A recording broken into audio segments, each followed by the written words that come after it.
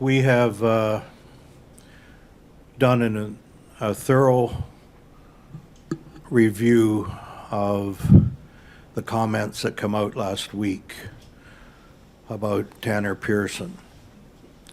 First, the most important thing is Tanner's health and his well-being going forward. Obviously, there's been setbacks here, which is unfortunate, and we all feel bad for him. When I heard the comments last week,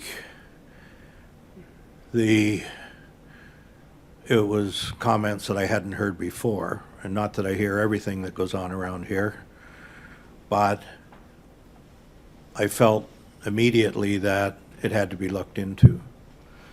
So I'm not a medical guy. I didn't get involved with the medical things. What I did do initially was to go to all the people that had been dealing with Tanner through this process, everyone, and ask them if Tanner had expressed any concern about how his situation been handled. And I couldn't find one person that that was told that it wasn't handled properly. So the next step was to go to the people that work with those departments. I have Dr. Bill Regan here, who's been with the Canucks for over 2 decades, a highly respected doctor. He's full-time with us now. So I had him go through the process of what he deals with, and also Dr. Harry Cece, who we brought on last year to observe our medical and strength and conditioning staff to see if there were any changes or what we could do to improve it. And so he's put together the new staff. He's familiar with all those people.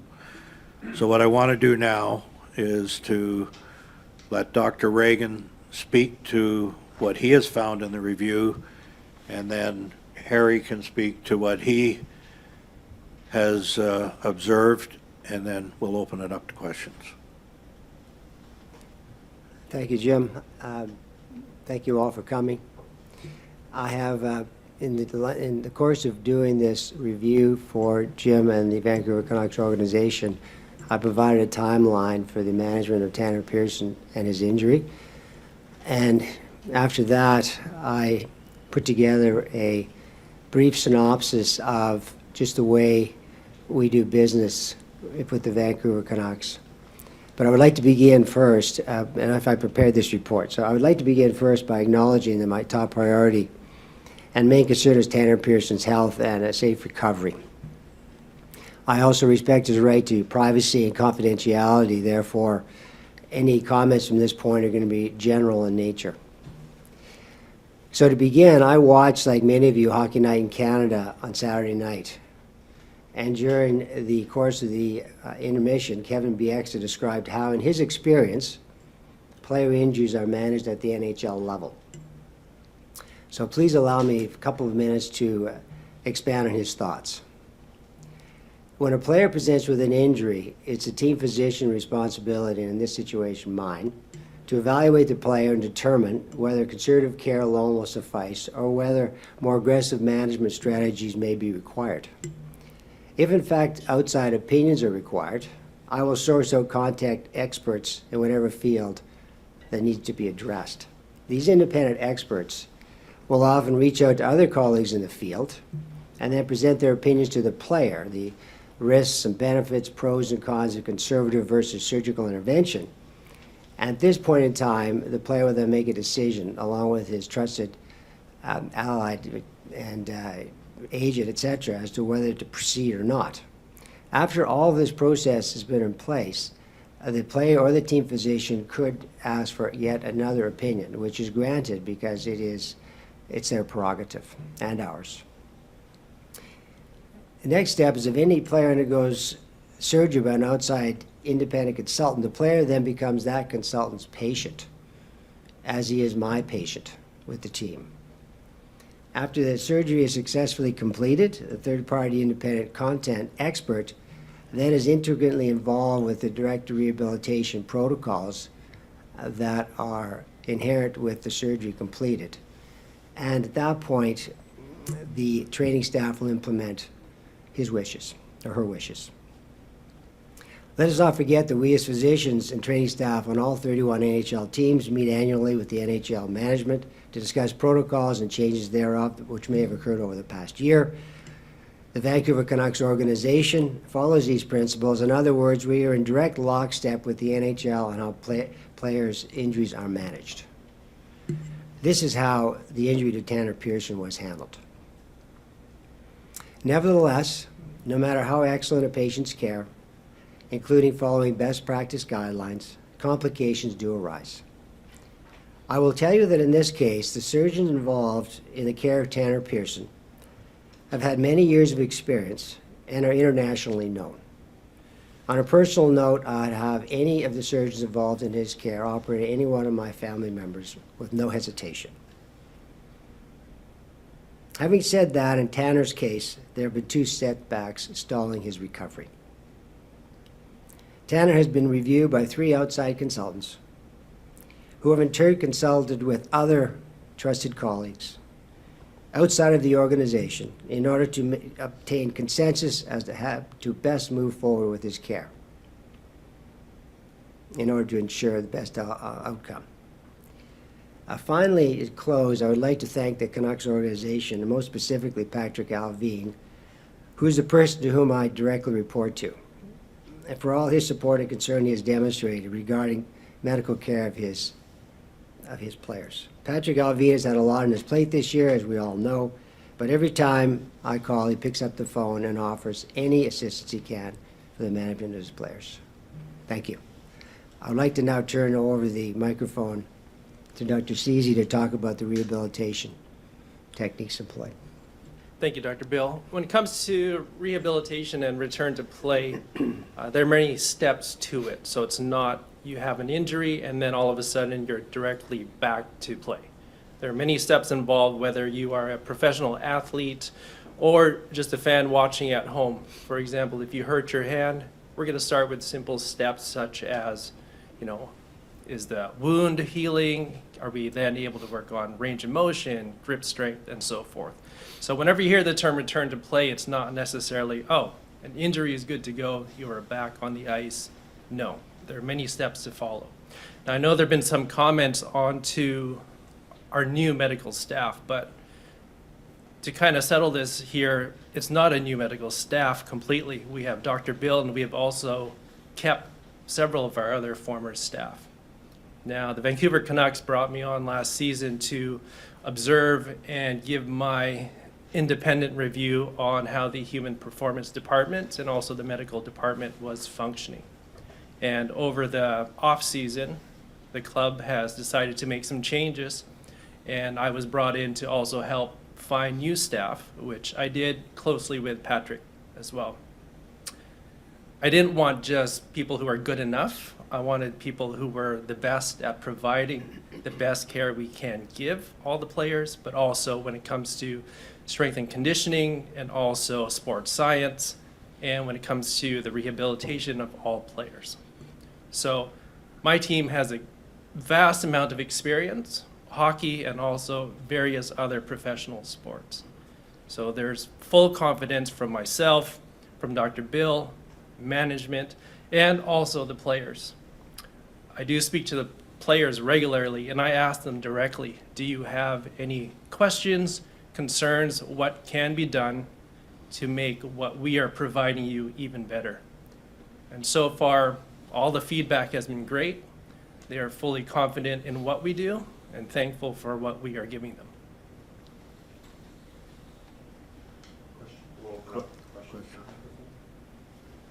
You mentioned setbacks. What were the nature of the setbacks, and how many surgeries has Tanner actually had? Thank you for that question. Due to the confidentiality and privacy concerns, I really can't divulge that, unfortunately. I guess a curiosity from our perspective is that how did a 4 to 6 week injury morph into something where Tanner's not going to play the rest of the year? I mean, is there some way that we can at least address the fact that it's gone from 4 to 6 weeks to season ending, and why? Again, due to privacy concerns, I'm not going to go into details. However, he's had 2 setbacks, and that has led us to the place we are today. I don't know if you can answer this one, Jim. Have you heard from the NHLPA? I know it was kind of concerned about the process here.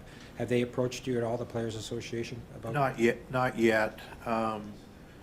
I've heard that they're meeting today, and so if, you know, if they decide to take a look at this, or the league, you know, obviously we're open to it.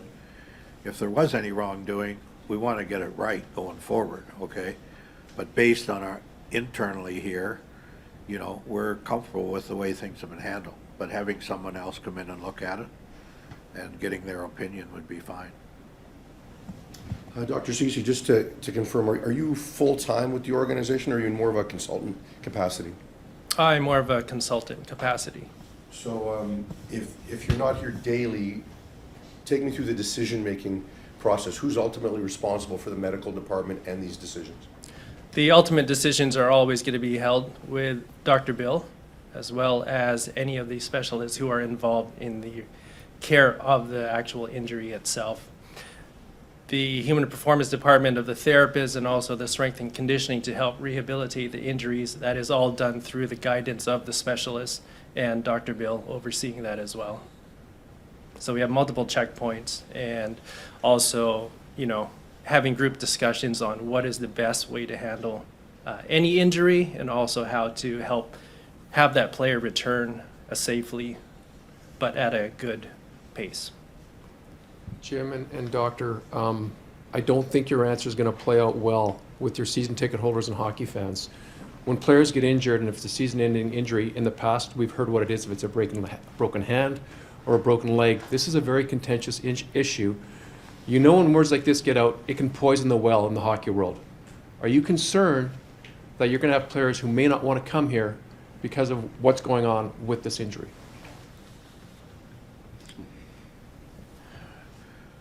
No, I'm not. Certainly, we're not happy with what's going on. But for the most part, these injuries have gone according to the course they take. And just because we've had one where we have this kind of a setback, I don't think it should be viewed that that's going to happen all the time. And that's why we're talking to you. I get what you're saying. People want the information, but there's laws, and there's laws in Canada. There's privacy laws based on medical care. And if we could tell you, we would. I mean, it's on the tip of my tongue. I would like to tell you, but we would be in trouble if we did it.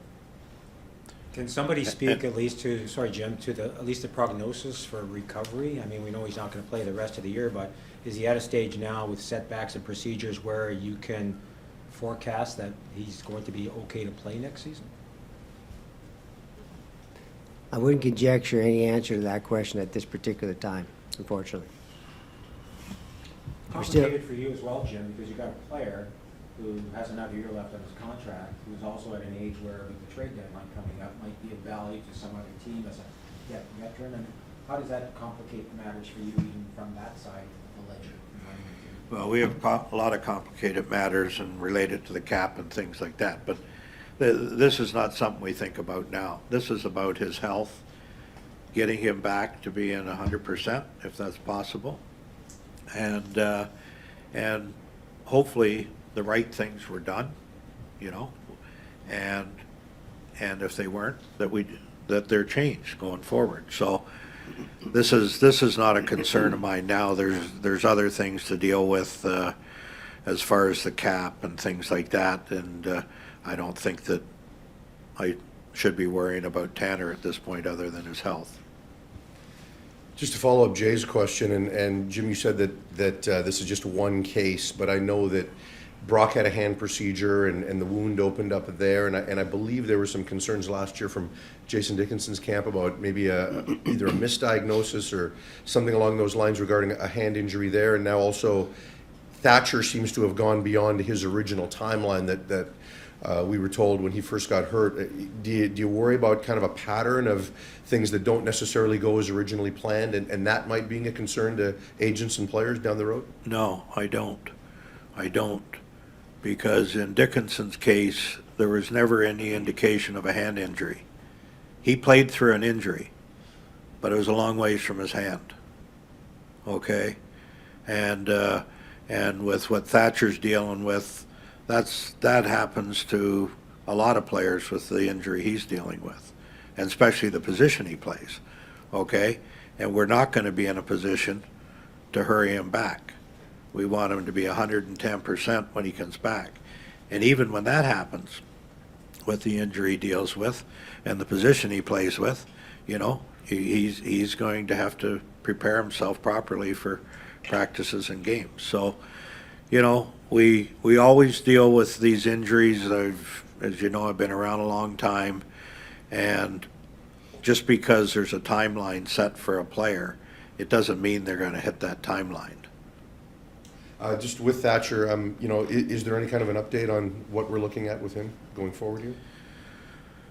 Well, the best I can give you is we feel that he's progressing fine, and that's what we hope for. We hope to see him back here in the relatively near future, whatever that means.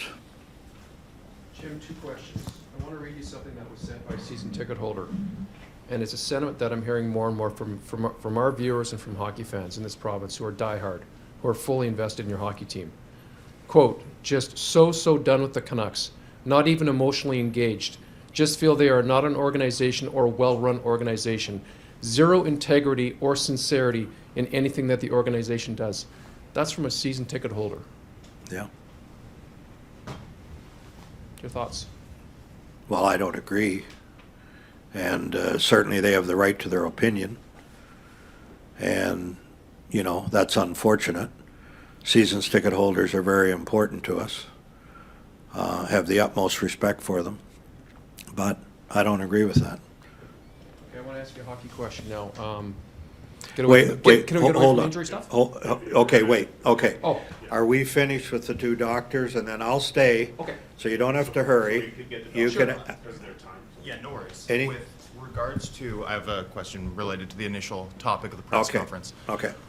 Jim, with regard to the review that you conducted over the course of this weekend, did you solicit the opinions of Canucks players, and are you confident that they have confidence in the staff as assembled in the wake of this incident? I have not talked to many players. Patrick does. Patrick talks to the agents. Dr. Cece talks to the players probably more regular about the care they get. And based on all the feedback I get from that communication, it's very positive. They like the new staff. They feel they're being taken care of very well. But if you would like to speak to it, Harry, go ahead. Yeah, no, there's been no change. There's been full confidence in the staff.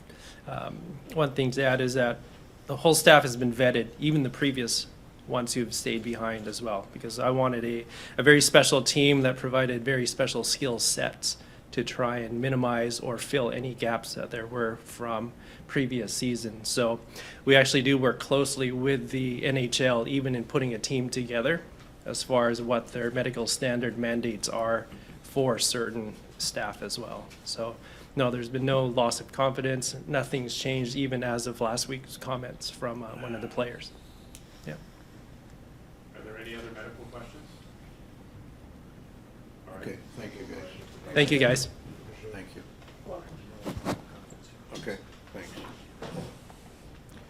You were still going on. with Yeah, there, so- thanks, Jim. We'll just let him move the Yeah, chair. okay. You guys good back there?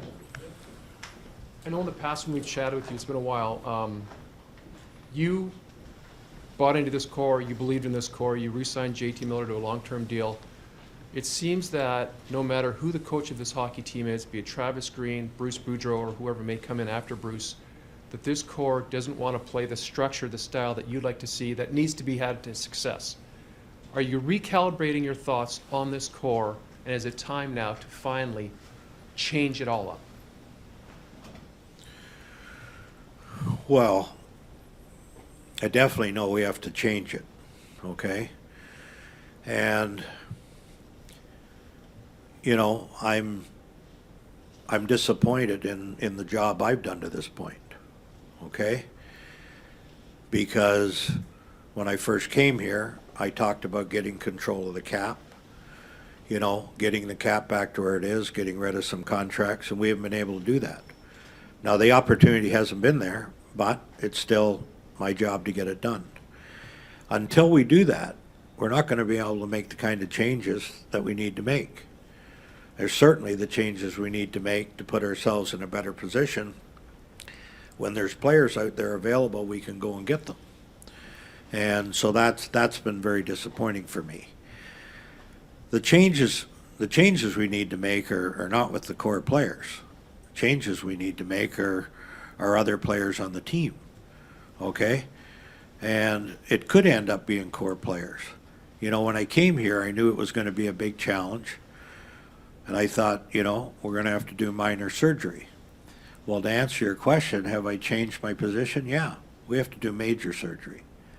And between now and the start of next season, we're going to have to make some changes. Some won't be very popular. Some will be popular. But we're going to have to really do some things that I didn't think we would normally have to do when I first got here on how we make those changes.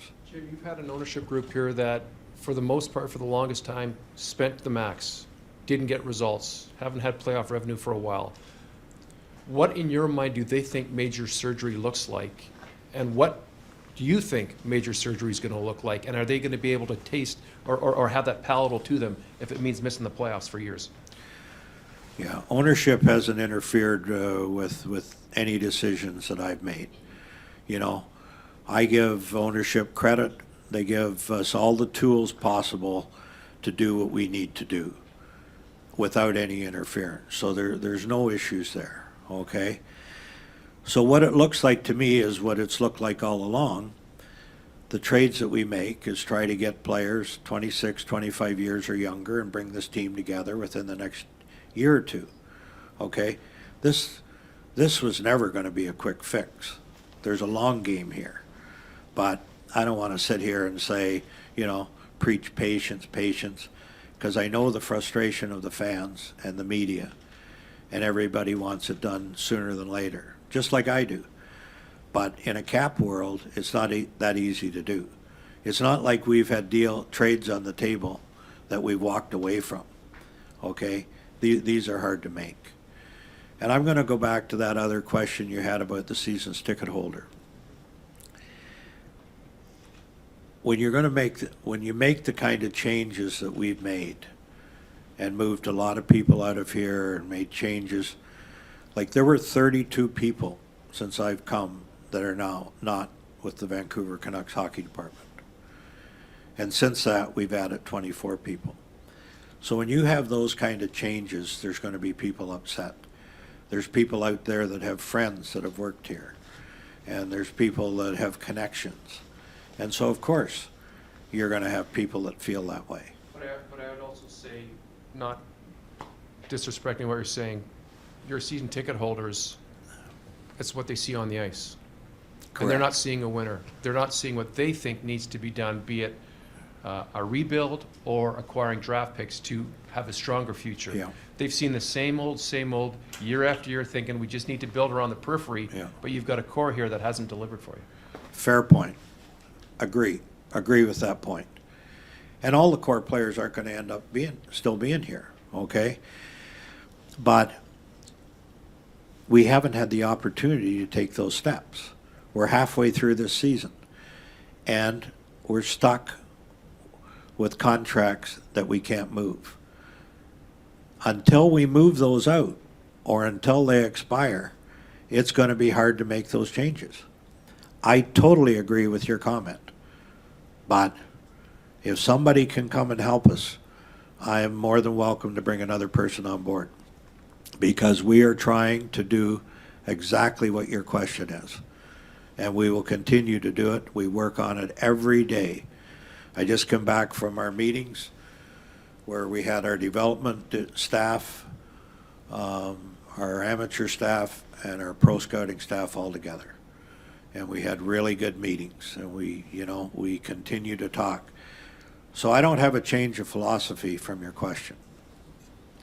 Jim, someone suggests that you've kind of doubled down on some of those challenges, right? With the Miller contract, which is, going to be here for a while at $8 million a year, and then, bringing in Mikheyev and things of that nature. Are you concerned, I think what Jay's alluding to is some fans think maybe a step back is in order in terms of rebuilding versus just trying to continue to build and push forward, but some of the moves might show that that's what you're trying to do that might make it harder later. You have to have some of those players, okay? The cap's going to keep going up and up. By the time we get to a point of, if you want to use JT's contract, for example, the cap's going to be $90 or $95 million. That contract is not going to affect what the Canucks do several years down the road. So you have to have some of those players. And we are taking a step back, whether we want to or not. And we're not happy about it. And I'm not laughing about it. But the fact of the matter is, we're in the process of taking a step backwards. Excuse me for a second. What can you tell us about Bo Horvat? There have been some reports that there's a lot of interest out there, but also that you guys might take one more shot at getting him re-signed. We, I believe, have taken our best shot. And the contract that we have on the table for Bo right now, I think is a fair contract for what he's done up until this year.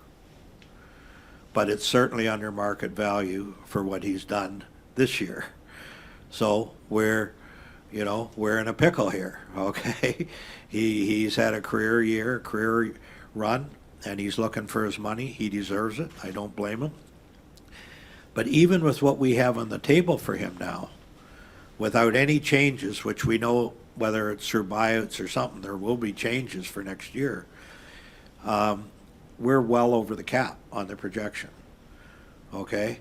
Now, in that projection, you have Poolman in there. Will he be on LTIR? I don't know. There's ways of moving money around. There's creative ways. But the fact of the matter, it's always a tight fit. Bruce Boudreau, what's his future? There's reports out there that you guys have had conversations with Rick Tocchet already, and that it's just a matter of time in Bruce's case. It feels like he's in a real challenging position. Yeah, well, we all are. And, there's lots of speculation out there. Bruce is our coach now, okay? When we get off to a slow start this year, we, as a hockey staff, we watch the coaching staff closer. There's been times where we've had real good runs, and the team's played pretty well, and there's been times where we haven't. And why is that? And when I say this, I'm not pointing this at Bruce. Bruce is a friend. I really like Bruce, and he's done good work here. But this is what we review all the time and try to make a decision. So all I can say is that Bruce is our coach right now. Have you spoken to replacement candidates, potential replacements? We have, I'll say I have, and I'm not going to get into names, and this is even going back a couple of months ago, that I have called a few people to talk to people, yes. But with that, it was clear that I'm calling and talking, but don't know that we're making a change and don't want to make a change. Just to follow up on that, Jim, if you have a candidate in mind, be it Tocchet or somebody else, and you want to incorporate that structure, culture that you've talked about since you got here, would it not be in your best interest to let Bruce go, get that guy in here, and you have options until somebody else arrives? You have interim coach options on the bench. Mike Yowell's been a head coach. Have you thought about going down that road and getting a leg up on next year, structure-wise? No. Bruce is our coach, and that's the way it is today. Jim, is this job bigger than you thought it was when you took it? In light of how this season has played out, how this market views the team, and the challenges ahead of you? Because I'm sure you've had seasons where you think you couldn't get a deal done and unload some salary cap, and you've managed to get it done. You haven't been able to do that yet. Is it Is it different than what you thought it was going to be? Is it more challenging? No, it's not. And I really like the market. I get it that people are upset and they write very direct emails to you and things like that. But what a great hockey market. I'm back in Canada. It's where I was born and raised. And it's a challenge. It's a big challenge. There's a lot of work to be done here. I mean, for you people that follow the team, I don't think you're surprised that it gets to this point, that, that there's going to have to be serious changes. Like I said, major surgery. And we'll work through it, and we'll be thorough. We'll do the best we can. And like I said, it will never happen as fast as we all want. Jim, I think coming into this season, the expectations were for this team to get to the playoffs. Is what we kind of heard up to this point. We heard about building and building and building. Has that plan changed quite a bit? And is this team still building or looking towards a rebuild when you talk about these major surgeries? We're not looking towards a rebuild. I'd rather call it a retool. My preference is when we make these deals is not necessarily for draft picks that may come in and help the team, 4 years from now, 5 years from now. I'd prefer to get younger NHL players that maybe didn't work out in their entry-level contract and, bring them in, give them a second chance. We'll still try to acquire some draft picks, but we have to go about this in a way that it's not a long-term rebuild, okay? And I think we can do that. The possibilities are out there. Now, you get some of these players that have been 2 years in the league and haven't met their expectations. They may not turn out either. There's a risk in that. But it's no different than the draft pick that you take that you find out 3 years from now that they didn't develop properly. So that's kind of the direction we'd like to go. So it'll be a mix of draft picks and hopefully younger NHL guys that have NHL experience. Jim, is there risk, or you've noted that you can't turn it around necessarily as quickly as everybody wants, but is there risk in attempting to bridge that gap based on where this team's at, based on your cap issues, based on how lean your prospect system is? Can this be turned around quickly? How confident are you that you're able to do that? What's your definition of quickly? 3 years. Yes. Oh, yeah. That was more than fair. Yeah, 3 years. I'd like to think it's quicker than that. We got a lot of good players here. I just don't. I actually had this conversation with the team in our opening dinner. And I talked to the team about, we have really a lot of good players, but do we have a team? And we've never come together as a team. And what a team is to win at all costs. We played a game here a week ago against Colorado. And you look at how that game was played. That was played like a team that you wanted to win at all costs. How many of those games have we seen? We don't see many of those games here. And so that's what I talk about. You got to be all in. You can't be half in. You can't just be happy to be and live in a beautiful city, get paid a lot of money, come to the rink and just play and go home. There has to be attention to details. There has to be accountability. All those things that are very important to become a regular playoff team. And that's what we have to work towards. And we have not been able to do that at the midway point of this season. Jim, if you're not seeing that consistently at the moment from your team on the ice, why are you so committed in your belief about this core? Well, I don't want to say I'm totally committed. I mean, I still believe in the core, and I still believe that we have a lot of good players.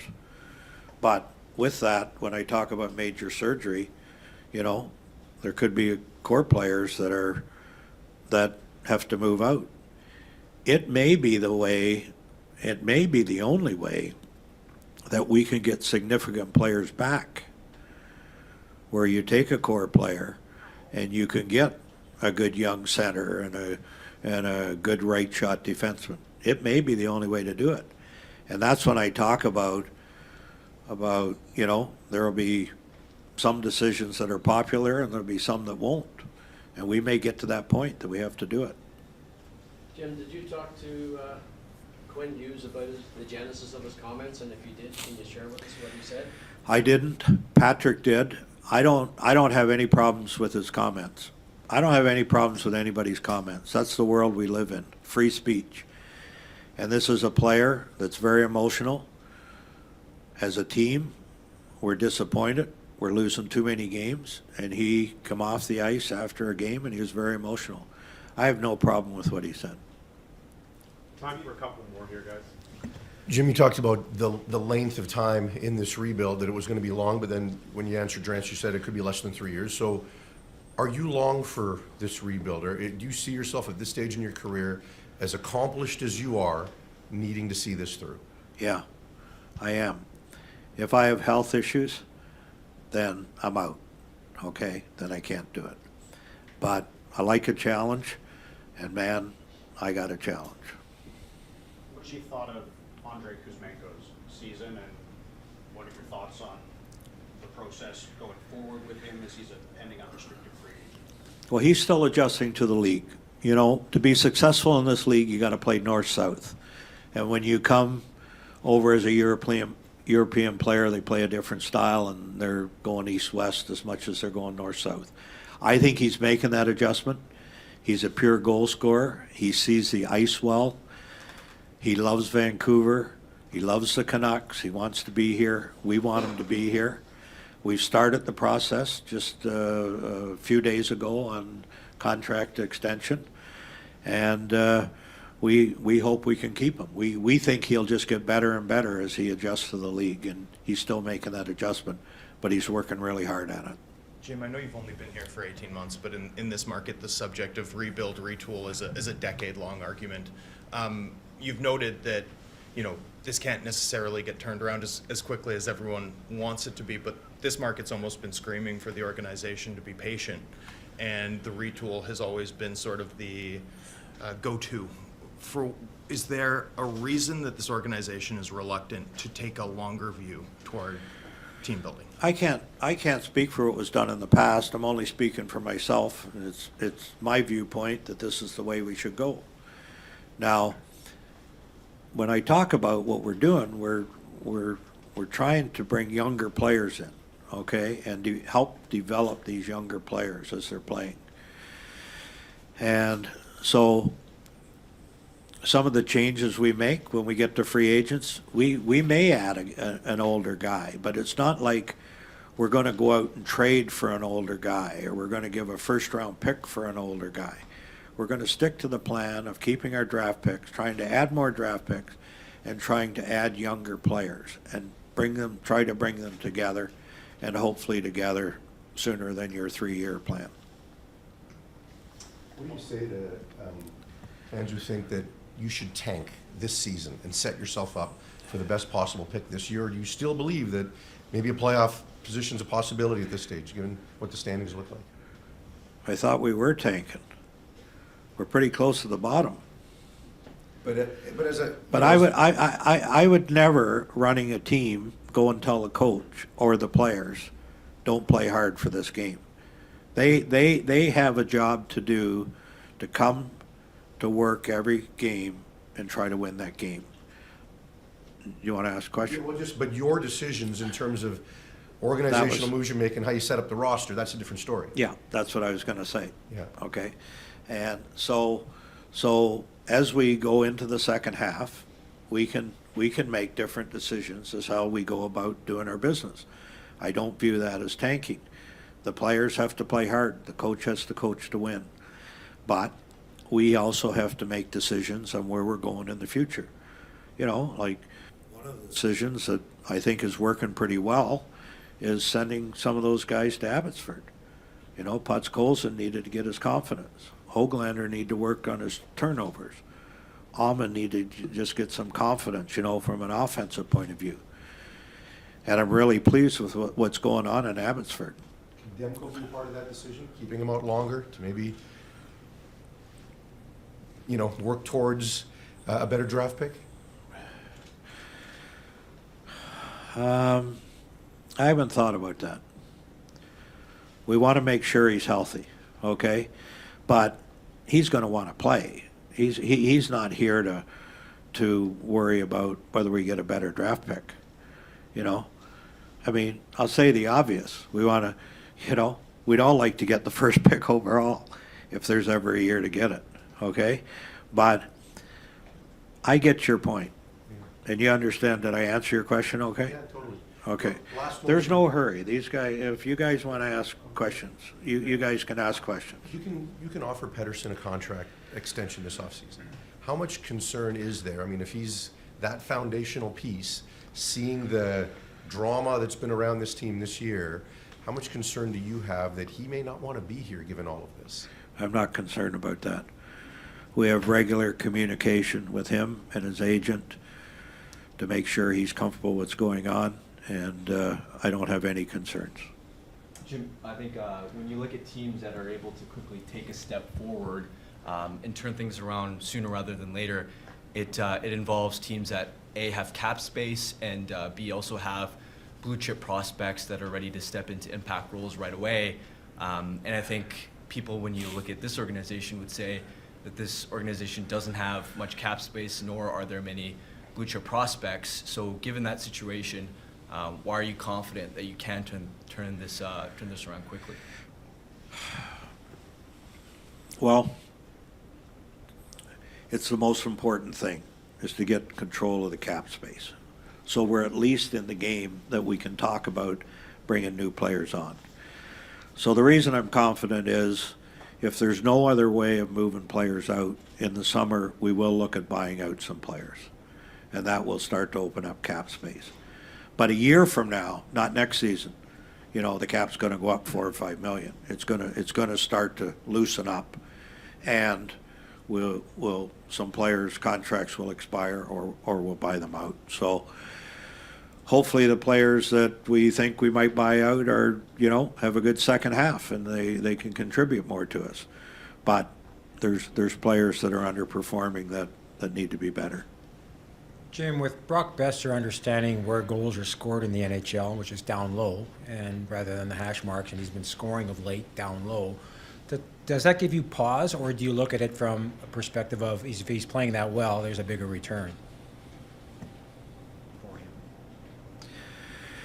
him?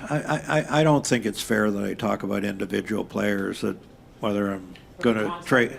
Yeah. But in general, the if you had to concept. use just some name that's not on our team being an easier George question, Washington, yeah, it would okay. be a more comfortable question to answer. So let's not use his name. But I get what you're But asking. in general, Yeah. player A, player B, Yeah. I mean, you can pretty much answer your own question. Yeah. I mean, the better the player plays, the better return. But some players, even the better they play, the contract may be more difficult to move to a certain team. Certain team may like a player, but he can't make him fit. Have you questioned, we know you've talked a lot about, we've heard structure with Bruce and whatnot. He's got 2 new assistant coaches. Are you seeing enough from them as well to help Bruce in playing the way that you want to see them play? Because clearly there's a message doesn't seem to be translating down to the ice enough. Yeah, I think. Judging by the competition side that you talked about. I think that's more a question for Bruce. He's the guy that has to be comfortable with his assistants. We have great concern about our penalty kill. We haven't been able to make that adjustment. I don't know how much we work on it or how much we try to adjust it, but when you have a penalty kill like that, that's great concern. Jim, it seems like it probably was difficult coming in last year and dealing with an AHL team, but you mentioned Podkolzin and Höglander, Amon, these guys down there. You've had a pretty good track record of developing guys in the AHL in your career. How different is your view today than it was the day that you came in here with the AHL team? Oh, it's different. I really like what's going on. And the Sedins spend a lot of time down there and take great pride in it. And Jeremy Colton's doing a good job as far as developing the players, making players better. And I believe right now, we have 13 or 14 players 23 years or younger. And that's a good place to be in an organization. Eventually, we're going to get some of those players out of there and get them up here. So we're making some strides there. We got a long ways to go. We don't have enough prospects in the pipeline. So that does take a little time, but we're making some good strides there. You mentioned Tucker Pullman and his potential LTIR status long-term earlier. I know there's privacy issues with health, but is there any sort of timeline with him or any potential to come back this season? I don't think there's any potential to come back this season. He's got a contract beyond this. I thought we would have known by now, but he's gone to have several different opinions, which is the right thing for him to do.